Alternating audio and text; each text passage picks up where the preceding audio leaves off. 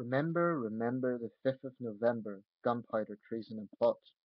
I see no reason why gunpowder treason should ever be forgot. That is one of the most famous rhymes in English cultural history. I'm saying specifically English because this predates the Act of Union.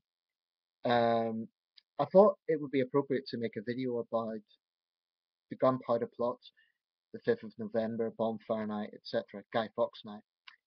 Um, Partly to inform my international subscribers, to give a little bit of background to the event. I love history, I find it fascinating, and I think it would be useful to discuss this a little bit. Um, it's one of the most talked about events in British history because, had it been successful, um, it may well have changed the course of British history, um, British as well as English, in fact. But as it turned out, it failed. Um, First of all, we call this event Guy Fawkes Night. It may well be more appropriate to call it Robert Catesby Night, because in actual fact it was Robert Catesby who was the leader of the conspirators. 13 in all.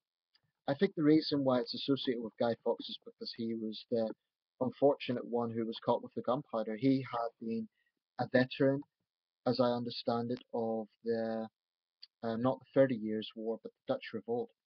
Um, yeah, it would have been the Dutch Revolt. The 30 Years' War was later.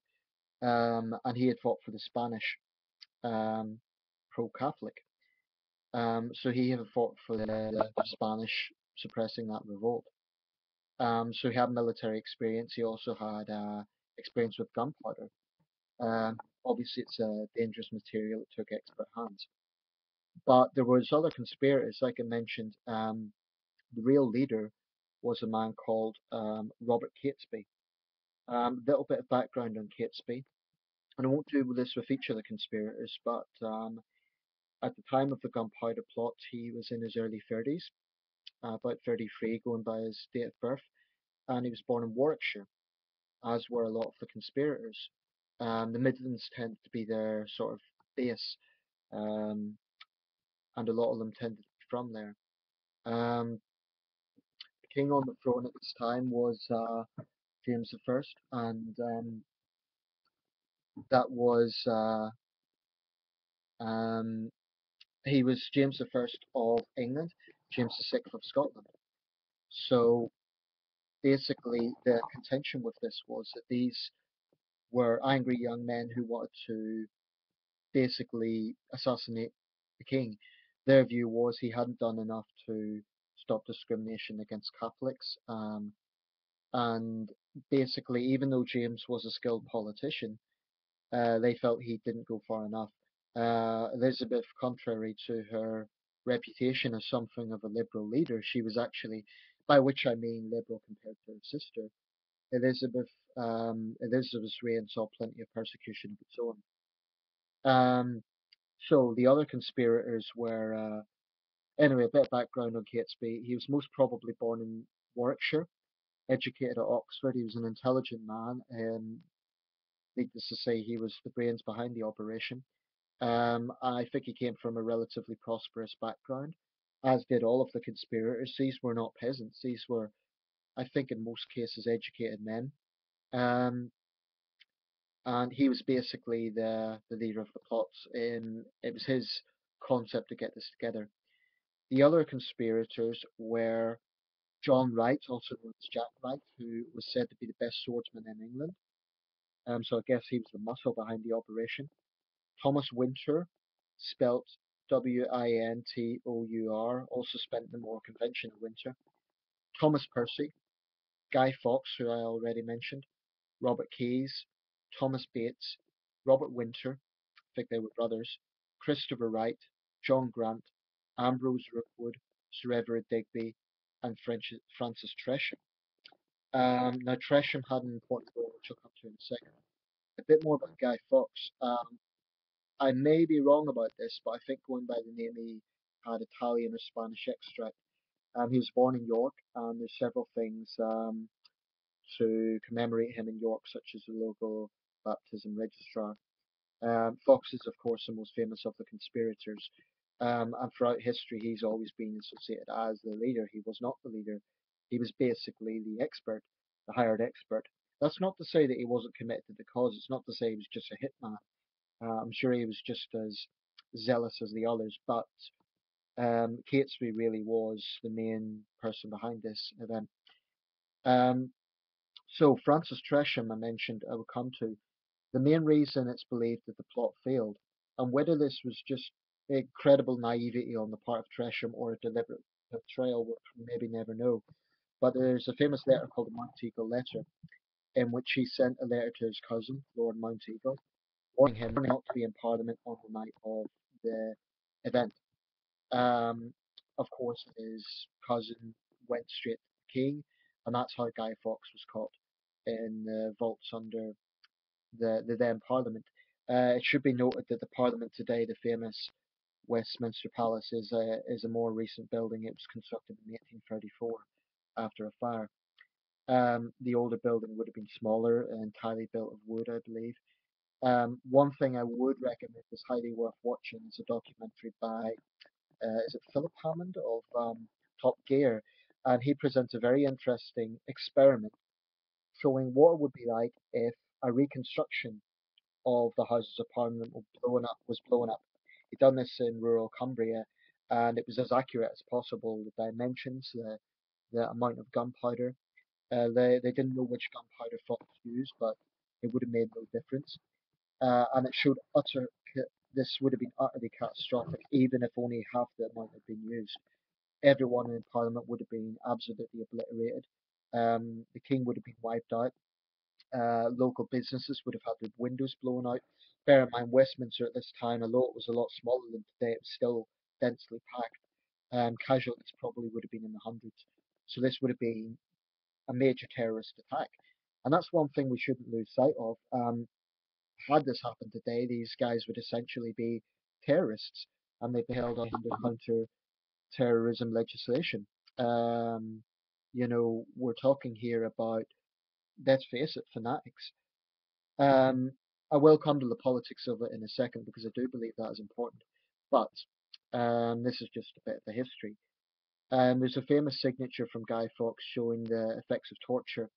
It was shortly after this that torture was actually outlawed in England, I believe, in about 1626. This was 1605, so torture was still being used to extract confessions. Um, James himself was known as quite a tyrannical leader, or at least he was an absolute monarch, but you could argue it's the same difference. Um, he was seen as quite a strong king in the sense of he sort of continued the golden age left by Elizabeth. Shakespeare prospered in his time. Um, the theatres of London prospered despite the occasional outbreak of plague. So this was actually quite a prosperous time for the Kingdom of England. The Union of the Crowns, of course, James is famous for that. He was the first king to be both monarch of England and Scotland, although there was not a political union at this point. So that's a gunpowder plot. Um, Now, I want to talk a bit about the politics of this. To this day, every 5th of November, we commemorate the event with bonfires, specifically in England, not so much in Scotland, Northern Ireland, and Wales. They are more focused on Halloween, Samhain, if you look at the original pagan festival. But Bonfire Night, I don't think many people realise, was actually initiated by James himself as a celebration of the failed plot. Now, the exact details of the plot, some of it may have been elaborated by the government to demonise the plotters even more. We'll never really know for certain. Guy Fawkes took precautions. We stored up the gunpowder gradually rather than all at once, but all the precautions failed. His pseudonym failed as well. I believe he called himself Thomas Johnson or something like that. But these men suffered a horrendous. Yeah, excuse me. Yes, ma'am, I'm coming now. I'll just finish this up. So these men suffered a horrendous death. Many of them were tortured, hung, drawn, and quartered. Some of them died in a skirmish at Holbeach House, I believe, in Warwickshire. And these two of them died of natural causes, perhaps on the run. Um, but it was actually James that initiated the bonfires himself as a celebration. So bonfire night, Guy Fawkes night. I mean, traditionally, going way back to I think Victorian times, children would put effigies of Guy Fawkes on a fire and burn him and ask for a penny for the guy. This is an old English tradition. Um, but I think it could be said that this is very much a royalist event because it's a celebration of the failed plot. Now, there's no question about it. What Catesby and the others were going to do, it's hard to condone. It was mass terrorism, mass murder, and they would no doubt have killed innocent civilians in the process. On the other hand, it is important to understand that this was a time of absolute monarchy, which essentially was dictatorship. So I think it's very important in any assessment of this to look at both sides. Um, the legislation that James had in place had essentially rendered Catholics dead in everything but name. They were absolutely second class citizens. This went way beyond discrimination. Um, there was some really, I mean, that's not to say that there wasn't a history of the Catholic side doing the same thing, but, this didn't come out of nothing. But the biggest mistake that Catesby and his followers made was assuming that it would launch a Catholic rebellion. It didn't. And even had the plot succeeded, all that would have happened would have been they would have been executed anyway, had they not been killed in the explosion. And rather than becoming martyrs, it probably would have scared others off doing the same thing. The story of Robert Catesby and Guy Fawkes is in many ways a tragic one.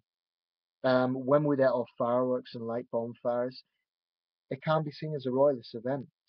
I can't help but feel, although I'm very much for preserving traditions, I can't help but feel there's a slightly dark and morbid side to it, especially the concept of putting an effigy of Guy Fawkes on the fire.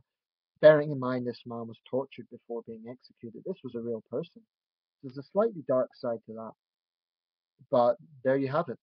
Any questions, feel free to ask me and I'll try to answer.